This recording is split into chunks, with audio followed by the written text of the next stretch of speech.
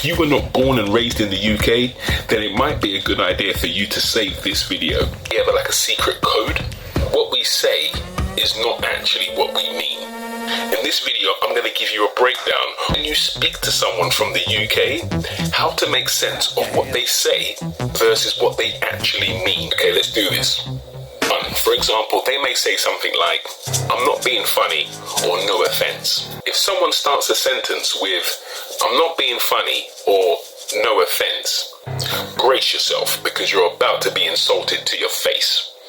For example, "I'm not being funny, but you look tired." Translation, "You look terrible." 2.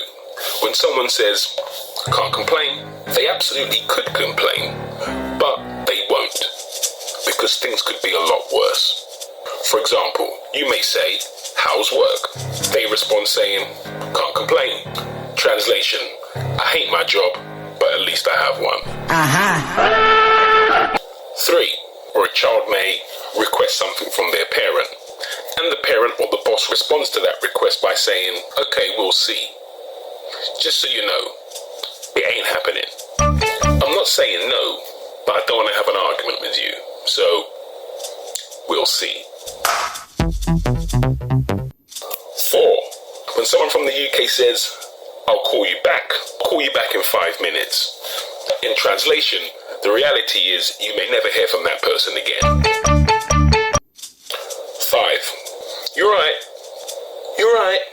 How you doing?" Translation, just so you know, that's not an actual question. That's just saying hello. When you put it like that, you right. 6. Can I get? What they actually mean is, "I want you to get me a coffee. I would like to have a coffee." They don't actually mean they themselves want to get the coffee. "I want you to get it for me." Clap your hands. Okay, where are we now? Number 7. That's not quite what I had in mind.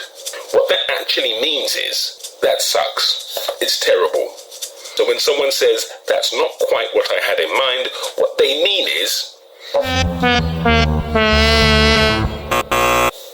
Number 8, I'm running out of fingers now. Watch out for this one. When someone from the UK says, "With all due respect," what that means is, you're an idiot.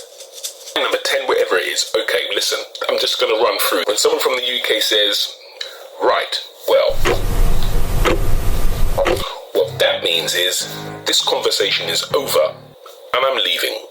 Or when they say something like, "I might pop in later," what that means is you're never going to see them. They have no intentions of coming. Or the classic relationship one for ladies when they say, "It's fine." Watch out for that one, mate. Trust me, things are not good. "Fine" is a clear indication of disapproval, just so you know. This one often pops up during telephone conversations. When someone says, "Okay, so I'll let you go now," what they're actually saying is, "I'm ending this call and I'm going to make it sound like it's for your benefit." "I'll let you go" means this conversation is over. Bye. Now this one isn't definitive. I'm still a bit uncertain about the next one. When somebody says, "Not to worry," the parcel delivery is going to be late and then they say, "Not to worry." That's a potential indication that they're pissed. They're not happy. They're not impressed. They're thoroughly dissatisfied, but they're not going to say that. They'll just say something like, "Not to worry." What they actually mean is, "I'm pissed." Somebody says, "Okay, that's fine. I'll bear that in mind."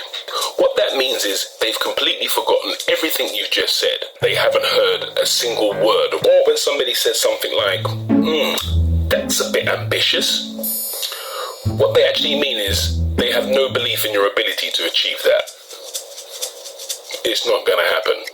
Here's another classic. "I wouldn't say no." Fancy a slice of cake? I wouldn't say no. What that means is, "I wouldn't say no" actually means I would bite your arm off for it, but I don't want to seem too eager. Or classic, "I mustn't grumble." What that means is, I'm actually very disappointed. I don't want to come across as ungrateful or disapproving.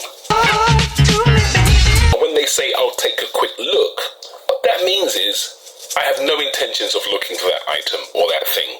Unless it slaps me in my face, I can't find it, I can't see it, and I have no intention of investigating any further. If somebody requests a favour from you, and then they say, don't worry if not. Don't worry if not. What that actually means is, if you fail to comply, then I'm going to hold a grudge against you.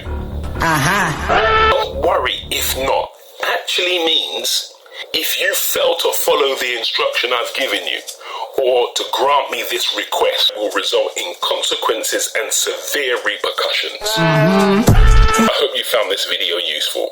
Comment section is open. Let me know if I've missed anything.